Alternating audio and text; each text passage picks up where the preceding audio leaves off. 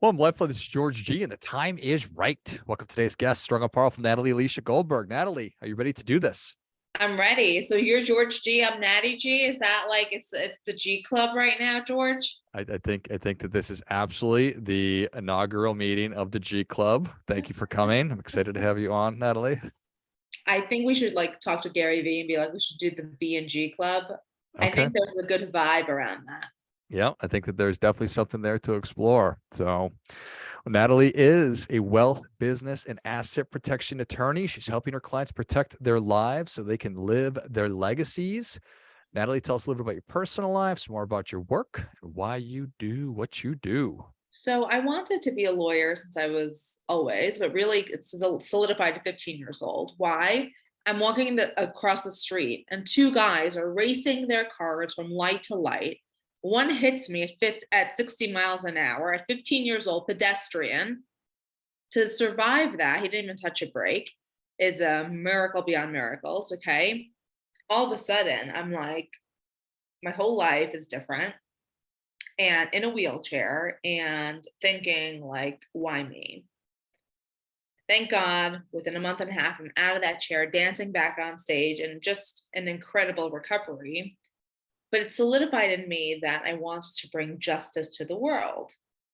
And I thought that was going to be like being the Perry Mason-esque attorney, fighting in court. And the truth is that once you've gotten to court already, you've lost, win, lose, or draw, because the amount of money, time, stress that you've put upon yourself to get there is astronomical.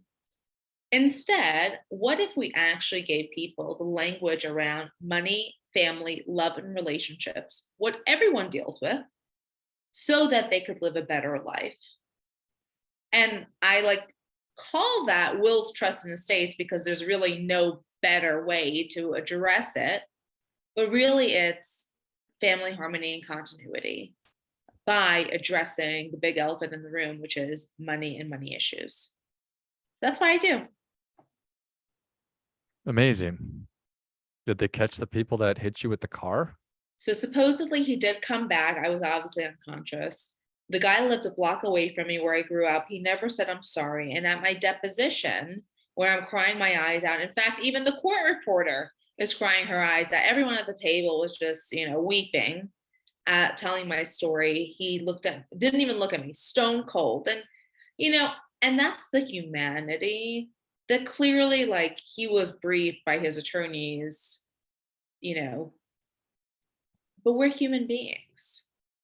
And I think anyone that approaches their work or the law or anything like that is missing it. Like, the whole reason we are here is to experience other people and escalate our life and elevate ourselves, that sometimes we make mistakes.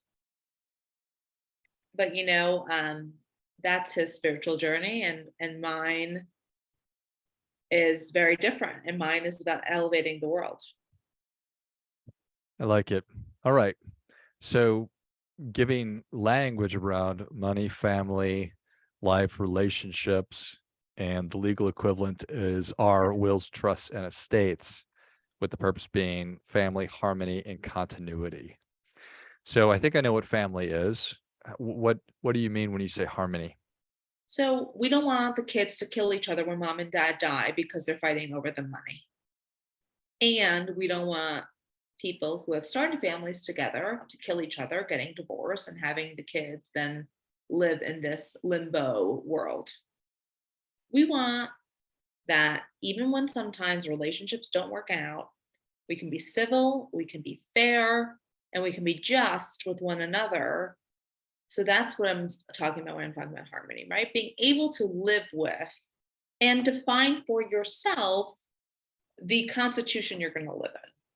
So here's the thing, George, with trust, most people think a trust, they think of like the trust fund bro, right? At your favorite Ivy League university. What they don't realize is a trust is the greatest legal gift given to the people, which is why all the very wealthy have them. Imagine a scenario where the average Joe can also have that. because he or she can then define and control how their life's work perpetuates into future generations. I mean, really, it's just about, do you want to abide by the government's laws and rules, or do you want to create for yourself what you believe should be your family manifesto? That's all. Has anybody ever said the government's plan is what I want? Yeah, they're full of shit. Because, George, what's the government's plan then? That's the next question, right? What is the plan? If you know the law so well, tell me what's the plan. So there's no answer. They just want to be defiant, which is fine. But I mean, if you're going to throw down with a girl from Queens, be ready because we come directly back at you, and we're going to make you justify what is that law then that you're abiding by. And if you don't know the answer, then clearly you have no idea what you're talking about. Well, I think that certainly I have to. I'm sure people give you all kinds of different responses, so that's not surprising. But when we do use this slow thinking part of our brain, and you think, well, yes, clearly, I would prefer to be able to define that on my terms, and I certainly see the wisdom in doing this up front, even though it might be a pain in the neck and it's kind of uncomfortable things to be talking about, to experience that small amount of pain now versus the risk of my family getting torn apart either when I'm gone or because my spouse and I divorced, and it's messy then too. And George, it doesn't have to be uncomfortable. I think a lot of attorneys are doing it wrong, quite frankly. They'll call George, come in with your wife, make a list of every asset you've ever had, bring in the Megillah, sit with us for 2 hours, and we're going to talk this to death. Excuse the pun. No, it has to be simple. It has to be like boom, boom, boom. Stay in control of the things that you care about. Keep it private. No court, no outside party interference. Boom, done. Everyone wants that. And by the way, if they don't want that, like, I don't want to be next to them because they're like, something is wrong, right? Because we all want to have things easier, better, and less money in our lives. And I think that what lawyers traditionally have done is they've made it super expensive because they want to use the legalese so that they can justify charging big rates. And we're turning that on our head, George. Like, I've done the law firm thing for 10 years, built my own law firm, thank goodness, did all the TV legal commentaries, TED Talks, all of it. Now I'm like, how do I get to the heart of the matter, which is bring it to the masses so that everybody can have it? And it's really by minimizing the cost and maximizing the efficiency and the language around it so everyone can understand what the heck this special contract called trust does. Well, I certainly appreciate that. It sounds a lot like my industry, where it's this illusion of complexity and an illusion of skill, frankly, but charging a lot of money and using a lot of jargon in order to sort of justify that. So I appreciate that very much. Is there are there people that don't need to worry about this? Is this something everybody should worry about? Who is that a great candidate? If you don't care about what happens when you're gone and you have, then fine, don't. Okay, like, that's up to you. If you care though, and if you've lived a life on purpose, and if you're leaving something bigger than yourself behind or want to, then that's the person, right? And George, it's more than just, I mean, okay, a will and a trust is a one-time thing you'll do. Hopefully you don't have to change it that much because life doesn't change that much, that the people you've listed, I hope, outlive you, etc. Really, it's about, how do you live your life? Like, are you living in default or by design? And that's really what it comes down to. If you're ready to sit in the driver's seat and say, I am a co-creator in this life and I get to decide, then you live a certain way. And if you don't, that's cool too, but that's not really who we're after. That's who I call the walking dead, right? Yes, there are many of us who are just carried along by the current, not paying super close attention and just sort of going through the motions. And that's a pretty lousy thing. And I feel bad for those kinds of people. So that's not who we're talking about. And I can't No. imagine there's anybody like that who's listening to this show, for, I for mean, goodness sakes. come on, George. You only attract the best and brightest. Let's be real Come here. on. So I love the term manifesto, and I spend a lot of time thinking about values and living intentionally and living by values. So everything you're talking about is music to my ears. Let's tell me more about a family manifesto. I did not truly understand what happens when you start a family. So I think, George, it's a real paradox in this country, especially, that we are basically telling women to be men, to work like men, to achieve like men, etc. And by the way, we're kicking ass at it. Like every law school, every medical school, every women are the majority now. And yet, many of these women are choosing not to have children. And if they do have children, they cannot win. Because the conversation is when you're going back to work, or, oh, you have to go back to work, or, oh, you're not going back to work, but what do you have this great education for? And we do not really value motherhood in this country, unfortunately. We say we do, but there's no village there. This rugged individualistic enterprise, which America is based on, is a tough place to be when you have newborn children and figuring out, who am I now? And who's the person that you take anything out on the nose? It's the person closest to you because that's your safe place. Without a written set of terms and values, we can lose ourselves. And I think the 0 to 5 year age range of children is probably the hardest time for most new families because we don't talk about anything. And in fact, I was on Good Morning America, very pregnant with my second child. They came to my apartment in New York City. My husband and I were sitting there with our first daughter, and we're talking about a concept I speak about in my first book, The Millennial's Guide to the Universe, called a baby prenup.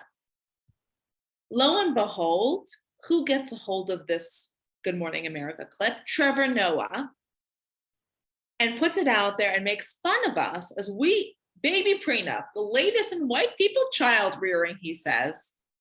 And it's hysterical, and I'm very thankful because you can't buy press that good. And he's a man who has no children. So no idea what I am talking about.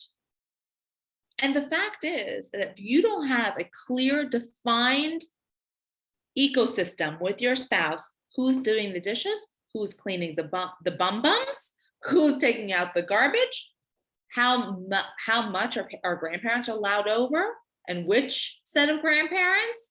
And if your mom is saying something not nice to me, what do we do to solve that and to mediate that? And nobody talks about this, George. Nobody. And then we wonder, why are people like dropping like birds, right, out of this marriage race, or choosing not to entertain it from the beginning? Because we just are so utterly scared of having these very real conversations, and no one has ever taught us. But I promise you, if from the time we're in high school, college, graduate school, we're constantly taught marriage constitution, what are the rules and responsibilities we're placing? Let's have this conversation. What's the baby prenup once the kid comes? How can we readdress issues we may not have seen? Because you can pretend to know what it's like to be a parent, but until you're a parent, you don't know anything. As you know, with a 3 and 6 year old at home. True. So this is all part and parcel to saving the family unit, because I believe that through it, we can experience all of life's joys, and as a result, leave the world a little better than we found it. I love all of that. I love the baby prenup. I love the family constitution, the marriage constitution, and I certainly know how important expectations are in every anytime there's human beings involved, we are better served by talking about expectations as much as we can up front.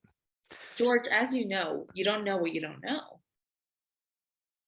So how could you possibly, unless someone is literally your guide, guiding you through this in advance, you're just trying to survive and keep another human being alive, right? Which, like, we're now taught how to do, no matter how smart you are, no matter how many degrees. It's never been like, here is a sleep schedule, and here's how you kind of are like, up a creek without a paddle, and you're figuring it out as you go. And there's a lot of really depressed and and quite frankly shocked women when motherhood happens. I don't think we're ready for the shock of what it is to lose yourself and become an us instead of an I. And a lot of friends, a lot of clients, colleagues, we talk about this in private. And I think it's about time we start talking about it in public, because this is the real pandemic.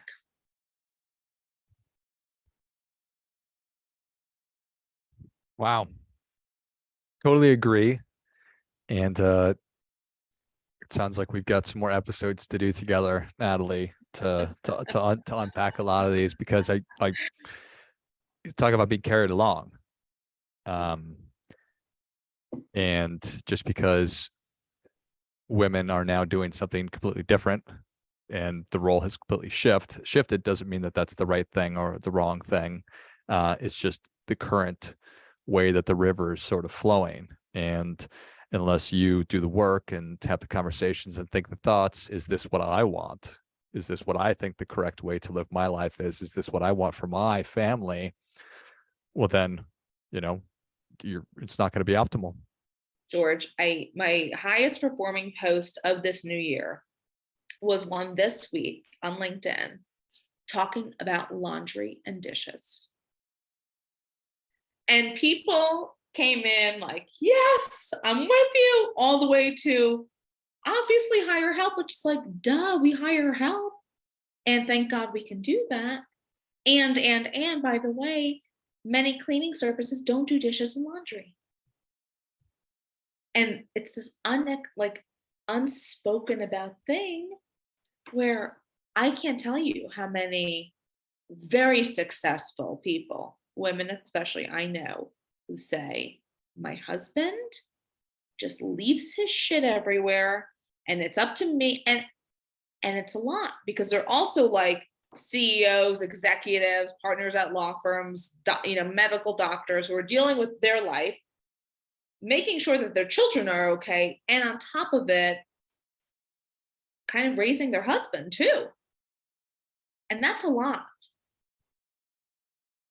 Yeah, probably not very sustainable. For all the men listening, do your own dish. Yeah, for real. Grow up, people. Yeah. All right. So when somebody engages with you and is these are some of the conversations that you'll have or that you'll help them to have? Yeah. And George, what we're looking to do right now is shift the business model. It's been a traditional law firm for many years, for about a decade. We're working right now on a product that will allow people to answer simplified questions to build their own trust for a fraction of the cost, with the thought that then there will be retreats, group sessions available to also talk about things beyond the law, right? And to dive kind of deeper into this family constitution thought, this baby prenup thought. Now, is it a piece of paper that you're going to take to court and say, you were supposed to change the diapers and you didn't, and we're getting, no. But it's just an ethos, right? The principles by which a family believes they should live by that are amendable at any time. Start as you mean to go, Natalie. I'm sorry, George, I didn't hear you. Start as you mean to go. Yeah. We can only start from where we're at. We don't know what we don't know. And there's a big learning curve. And I really believe when people are walking down the aisle, for the most part, they're doing it for the right reasons.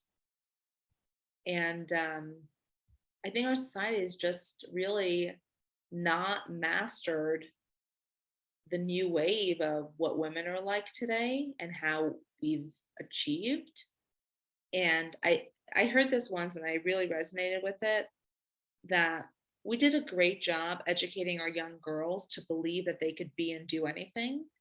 We didn't do a great job educating our young boys about how to handle women who believe that and have done that. And I think this is the incongruency that we currently are living with. And I think we can save it. I think we can save families.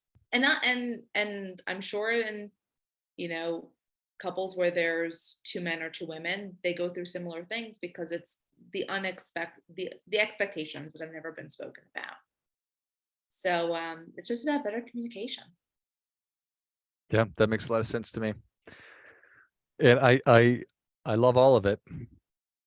We got one crack at this deal. So the more clear we can communicate with one another and be thoughtful and intentional, and I can throw lots of other terms in there, the better. And just like with personal finance and money, and doing the dishes and the laundry and who's going to be responsible for this, these aren't necessarily the easiest conversations, but they can be, to your point. It doesn't need to be like going to the dentist and getting teeth pulled. So I'm super George, grateful for your work. thank you so much. And if I could ask you, but with your work, are you seeing that the conversations around money are happening with both members of the family, or is it generally with one who takes the lead? That's always been the sort of the traditional thing, is that, one is a saver and one is a spender. And sometimes that may be the way that it is. But I spend a good amount of time working with people on how to have these money conversations, how to talk to your partner, your significant other about money.